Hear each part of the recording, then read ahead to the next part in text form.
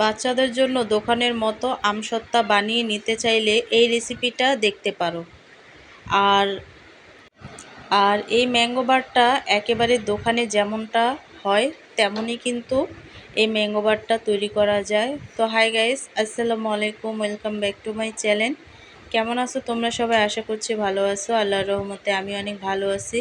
তো গাইস, আজকে আমি দোকানের মতো করে ম্যাঙ্গো বার রেসিপি তৈরি করব। তার জন্য এখানে আমি নিয়ে নিছি কাঁচা পাকা আম। আর তোমরা চাইলে শুধু কাঁচা আম দিয়েও করতে পারো, শুধু পাকা আম দিয়েও করতে পারো। তো আমি দুটাই মিলিয়ে নিছি। তো আমগুলোকে কিন্তু আমি সাইজ করে কেটে ফ্রেশ করে ধুয়ে তারপরে সিদ্ধ করতে বসাইছি। আর এটাকে গরম পানিতে সিদ্ধ করে নিতে হবে। তো একটু সিদ্ধ হলেই চলবে, তারপরে কিন্তু আমি ছেঁকে নেব। তো ভিডিওটি ফার্স্ট থেকে লাস্ট পর্যন্ত দেখতে থাকো, আশা করছি ভালো লাগবে। আর ভালো লাগলে প্লিজ একটি লাইক আর একটি সাবস্ক্রাইব করে পাশে থাকবে। তো আমগুলো সিদ্ধ হওয়ার পরে দেখো আমি ছেঁকে নিছি, আর নেওয়ার পরে ব্লেন্ড করে নিছি। আর আমি ব্লেন্ড করার পরে আমার আমে কোনো আঁশ নেই বা বাড়তি কোনো আটি নাই, তার জন্য কিন্তু আমি ছেঁকে নেব না। তো এখানে আমি একটা ক্যারামেল তৈরি করব, তার জন্য দিয়ে দিছি চিনি। তো দেখো চিনিটাই কিন্তু আমি ক্যারামেল তৈরি করছি। আর সামান্য একটু পানি দিয়েই কিন্তু এই ক্যারামেলটা তৈরি করা যায়। তো দেখো, তো এইভাবে করে কিন্তু ক্যারামেলটা তৈরি করে এই ম্যাঙ্গো বারটা তৈরি করলে খেতে কিন্তু অসাধারণ হয়। তো ক্যারামেলটা তৈরি করার পরে এখানে আমি যে আমগুলোকে ব্লেন্ড করে রাখছিলাম সেইগুলো এখানে অ্যাড করে দেব। আর অ্যাড করে দেওয়ার পরে কিন্তু অনবরত নাড়তে হবে। তো অনবরত নেড়ে চেড়ে কিন্তু আমি এই মিশ্রণটিকে মিশিয়ে নেব। তো দেখো, তো এইভাবে করে অনবরত নাড়তে নাড়তে কিন্তু আমটাকে একেবারেই আঠালো করে ফেলবো।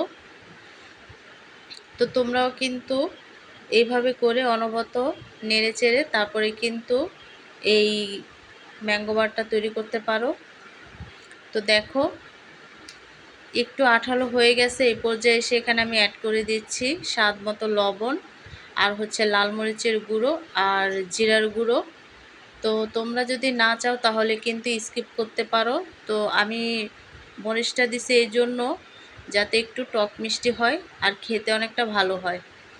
তো দেখো, একেবারেই কিন্তু বাড়তি যে পানি আমের ছিল সেটা কিন্তু একেবারেই শুকিয়ে গেছে। তো আমটা হয়ে গেছে। আর গরম গরম অবস্থায় কিন্তু আমি একটা মোল্ডে সেট করে নেব। আর এই ম্যাঙ্গো বারটা রোদেও দেওয়ার কোনো ঝামেলা নাই আর কি, এমনিতেই কিন্তু শুকিয়ে যাবে, কারণ আমি একেবারে ভাজা ভাজা করে তারপরে কিন্তু এই রেসিপিটি তৈরি করছি। তো দেখো, আমি কিন্তু একদিনের বেশি রাখি নাই, একেবারে শুকে কিন্তু ম্যাঙ্গো বারটা যেমনটা আর কি ম্যাঙ্গো বারটা হয় বা আমট হয় তেমন করেই কিন্তু শুকাইছে। তো আমি এখন একটু কেটে নেব। তো দেখো, তো তোমরা চাইলে কিন্তু কাঁচা আম দিয়েও করতে পারো এই ম্যাঙ্গো বারটা। তো খেতে কিন্তু অসাধারণ হয়। আর ছোট থেকে বড় সবাই কিন্তু এই ম্যাঙ্গো বারটা পছন্দ করে। তো দেখো, আমি কিন্তু ম্যাঙ্গো বারের মতনই কেটে নিচ্ছি। তো ছোট ছোট টুকরো করে কিন্তু আমি ম্যাঙ্গো বারের মতো কেটে নিছি। তো দেখো, তো এইভাবে করে কিন্তু তোমরাও বাসায় তৈরি করে তারপরে এই ম্যাঙ্গো বারটা বাচ্চাদেরকে দিতে পারো। তো দেখো, একেবারেই কিন্তু সাইজ করে আমি ছোট বড় চিকন মোটা করে কেটে নিছি। আর ম্যাঙ্গো বারগুলো দেখতে কিন্তু অনেকটা লোভনীয় হয়েছে। তো এভাবে করে কিন্তু তোমরা বাসায় এই ম্যাঙ্গো বারটা তৈরি করতে পারো। আর এখন যেহেতু অ্যাভেলেবেল কাঁচা আম পাকা আম পাওয়া যায়, তো এই সিজনে কিন্তু আমরা এই রেসিপিটি তৈরি করতে পারি। তো এইভাবে করে কিন্তু বাচ্চারা অনেকটা খুশি হয়। এই ম্যাঙ্গো বারটা খেতে কিন্তু সব ছোট বড় সবাই পছন্দ করে। তো আমি কিছু প্যাকেট নিয়েছি, নিয়ে কিন্তু এই আমগুলোকে আর কি পরিবেশন করার জন্য কিন্তু প্যাকেটেও আমি নিছি।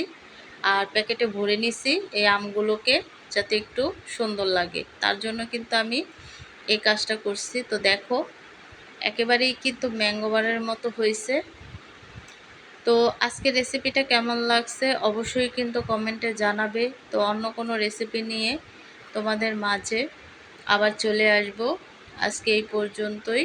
সবাই সুস্থ থাকবে, ভালো থাকবে। আল্লাহ হাফেজ।